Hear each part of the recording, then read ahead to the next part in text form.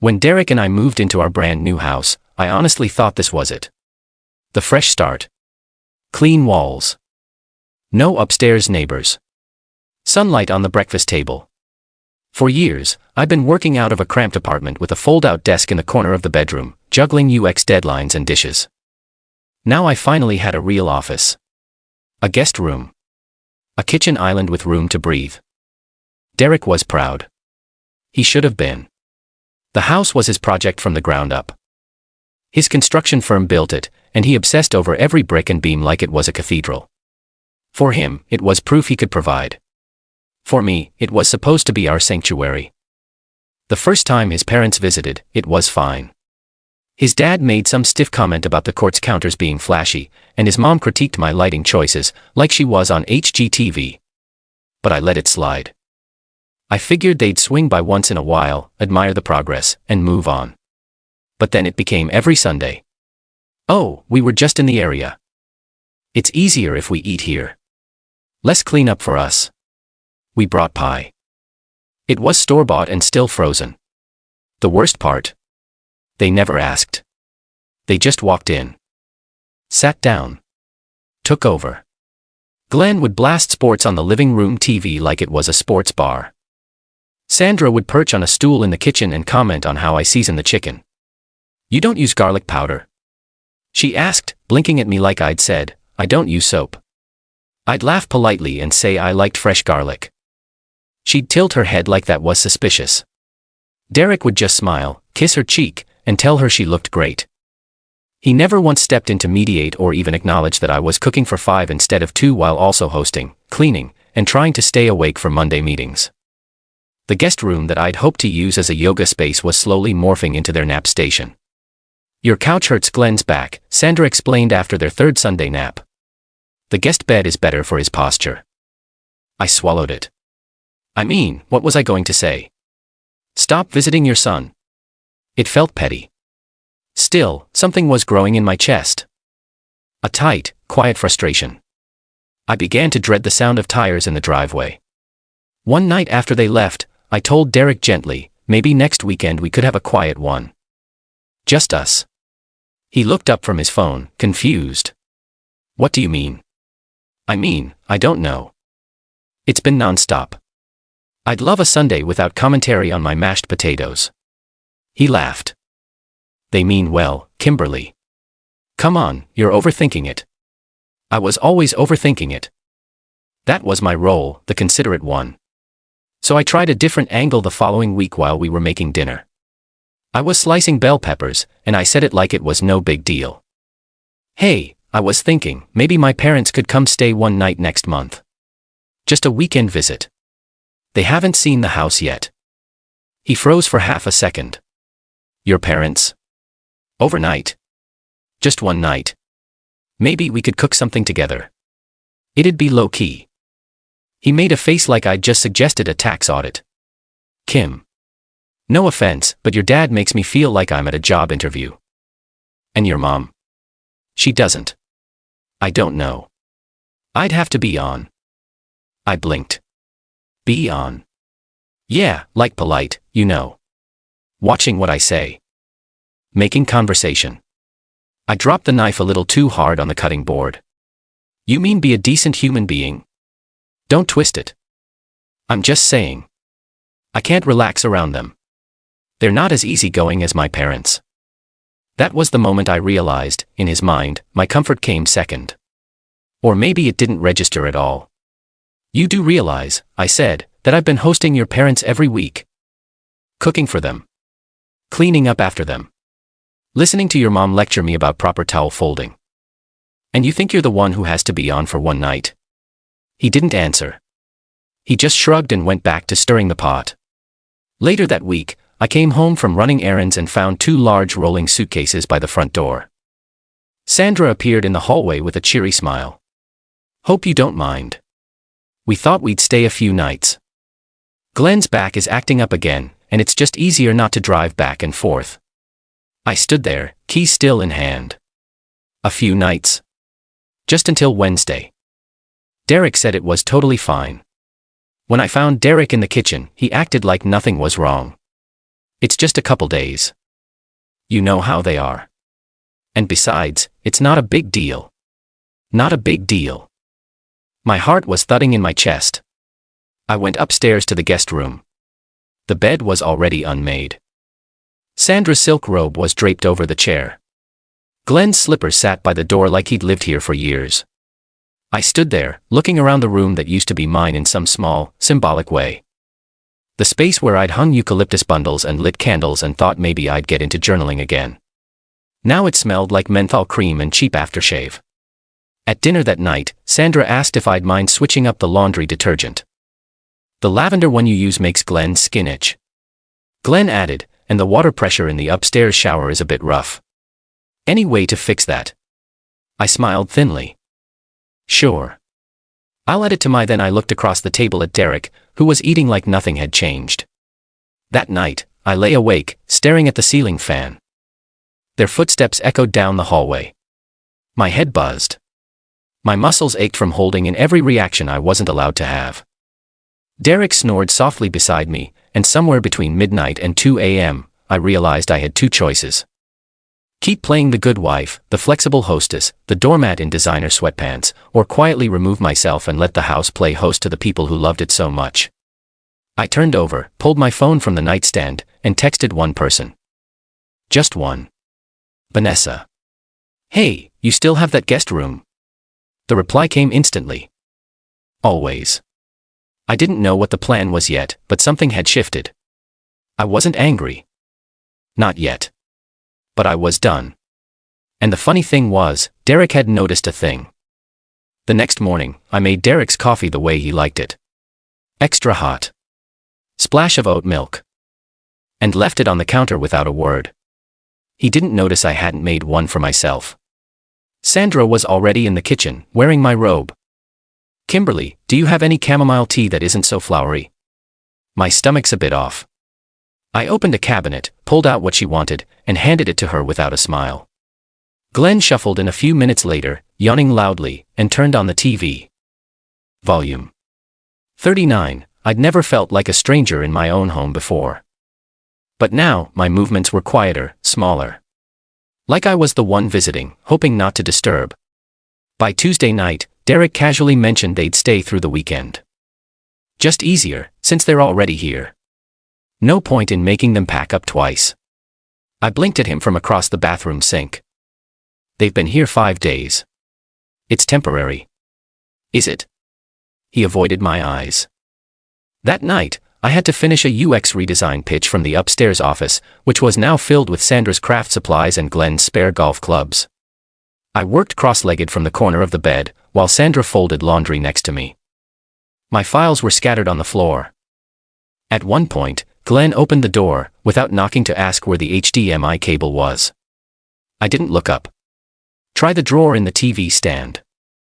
After he left, Sandra asked, "Do you always work this late?" I nodded, jaw tight. It's quieter at night. You should really think about boundaries, she said, fluffing a towel. Work-life balance matters. That's when I nearly laughed. The next day, while Derek and his parents went out to a late brunch, without inviting me, I called Vanessa. You sound like someone who's 5 seconds from torching a throw pillow, she said. I'm close. Come stay here. It's not that simple. Vanessa hesitated, then lowered her voice, as if someone might overhear her through the phone. Okay, then make it complicated. Be strategic. You know that's your thing. Strategic how? She laid out a plan. It was absurd. And perfect. That night, I told Derek that my aunt in Portland had slipped and broken her wrist, that she had no one nearby, that I needed to go help for a few days. He barely looked up from his phone. Are you driving or flying? Driving. It's faster. He shrugged. Drive safe. Sandra and Glenn were more interested in whether I'd pre-made any meals before leaving. We don't want to mess up your kitchen system, Sandra said with a wink. I packed one small bag. No suitcases. No dramatics. Before I left, I placed a single envelope on my nightstand. Inside was a short handwritten note. I'll be gone for a while. If you need space, now you have it. Kimberly. I didn't feel guilty. Vanessa met me at her door with a bottle of wine and a look that said, finally. Her apartment wasn't big, but it was warm and quiet. I set up my laptop on her guest table, lit a candle, and exhaled for the first time in weeks. Back at the house, the silence confused Derek. He called me the next morning. I let it go to voicemail. Then I texted. I missed the last train home. I'll stay another day. Then another. Then another. On the 5th day, a moving truck pulled into our driveway. Sandra saw it first through the living room window. Oh, they must be delivering something for Kimberly. 2 movers stepped out and began hauling boxes labeled Langford and master bedroom. Sandra opened the front door confused. Excuse me, what is this? One of the movers handed her a clipboard. Sunrise relocation, ma'am. We have a work order to move in furniture. Address matches. You're the Langfords. Glenn stepped in. Yes, that's us. The movers nodded and started bringing in furniture. A full-size mattress. Dressers. A recliner chair. Boxes of cookware. Glenn blinked. This must be a mistake. The mover pointed at the manifest. Says here, delivery is for Glenn and Sandra. New residence, 912 Silver Hill Lane. Sandra's mouth opened, then closed. By the time Derek came home, the guest room had been rearranged, the closets filled with their clothing, and the label on the mailbox had a small sticker underneath our names. And parents. He walked in, dropped his keys, and said, "What the hell is going on?" Sandra looked delighted. "Isn't this great? Kimberly said we could have the space while she's away." "We figured, since you're on your own for now," Glenn nodded. "She even arranged the movers." "Thoughtful, huh?" Derek stared at the envelope on the nightstand. "Same one I'd left." He opened it again like it might have changed. It hadn't. He tried calling me. Again. No answer. He sent a message. "Kimberly, come on. We need to talk." I replied 3 hours later. "Can't talk. You're busy hosting. Hope it's going well." At Vanessa's, I made dinner in peace. I watched a movie on the couch. I slept until 9 without being woken up by a toilet flush down the hall. The first week without me, Derek tried to hold it together. He texted. I got it under control. You'll see. 2 days later, he sent a photo of a half-cooked lasagna with a comment. Chef Derek in action. But by the second week, the messages changed. Do you know where the roast chicken recipe is? Where is it? I didn't respond. Vanessa saw me reading the messages and said, "It's amazing how fast." It's not a big deal. Turns in to help me. I'm drowning. Meanwhile, Sandra was calling me every other day. I finally picked up once. "Kimberly, sweetheart, are you planning to come back anytime soon?" "Why? You've got the whole house." "Well, it's just Glenn and I were under the impression this was temporary." "So was I." She paused. Derek seems stressed. "He misses you." I didn't answer. What I didn't say was that Derek was finally experiencing everything I had for months. The noise, the demands, the lack of privacy, the endless questions. He texted again 3 days later. "I'm sorry. This is hard. They're my parents. I can't kick them out." That line said everything. So I made a decision. I emailed him a digital copy of a separation agreement drafted with the help of a lawyer friend. Vanessa knew not divorce, not yet, but a clean line in the sand, the house. I had put down most of the down payment. The mortgage was in both our names, but the land title was under mine. Derek had insisted. I didn't need to be on everything, that it was all ours anyway. Now that worked in my favor, he called the next morning, panicked Kimberly. "What is this, a boundary in writing? You're really doing this over a couple of weekends. It's never just a couple of weekends and you know it." He didn't say anything for a long time. "Then I can't afford this place on my own." I know he let out a shaky breath. "Are you asking me to move out?" "No, I'm just saying if they're staying, I'm not." He tried for 2 more weeks, tried to get his mom to cook. She refused, asked his dad to help fix the broken dishwasher. He ignored it. Sandra didn't do laundry, claiming she didn't want to touch Kimberly's things. Glenn piled takeout containers in the sink and left them there. Derek started eating out, first fast food, then microwave dinners. He stopped opening my messages. Then came the final straw. He overdrew the joint account again. I froze the card when he called in a fury. I picked up calmly. You're not entitled to funds I'm not using. We're separated. You froze the account. I moved my direct deposit. You should do the same. He cursed under his breath. Then he said it. The thing I knew was coming. Maybe we should sell the house. That's up to you, I said. But if you do, I get first right of refusal. It's in the paperwork. So what? You want it back now? No, I just want the option. You've already filled it with your chosen residence. He hung up. A week later, I got a notification that the house was listed online. I clicked the link. Photos showed the living room cluttered with mismatched chairs, old magazines, Glenn's foot massager. The once pristine kitchen had sticky notes taped to every drawer labeled "Do Not Touch." In one shot, you could see a pile of laundry on the guest bed. It was heartbreaking and hilarious. Vanessa leaned over my shoulder. That looks like a Craigslist bachelor flat with a parental chaperone. And to think I used to light candles in that bathroom. Eventually, he sold it below market value. The real estate agent said, motivated seller, flexible timeline, minor repairs needed. I didn't buy it back. I didn't need to. I'd already found a new place, a small rental townhouse, nothing fancy, but it had a balcony, a deep tub, and no one walking in uninvited. I worked. I slept. I saw my parents. I hosted brunches with friends. I didn't fold anyone else's laundry, but my own.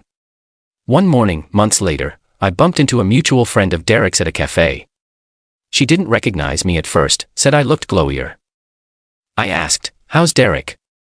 She gave a small shrug, living with his parents for now. It's a lot. I nodded. It always was. Back at Vanessa's, we toasted to peace. She looked at me and said, "Do you regret anything?" I thought for a moment. I regret not leaving sooner. She smiled. You want me to help you draft the divorce filing? Already done. We clinked glasses. The house was gone. The weight was gone. I hadn't just left a building. I'd walked out of a pattern. And when Sandra called me months later and left a message, could we meet for coffee? Just talk. I deleted it without listening to the rest. Sometimes peace looks like absence. Sometimes it sounds like silence. And sometimes it feels like waking up alone in your own home and breathing. Really breathing.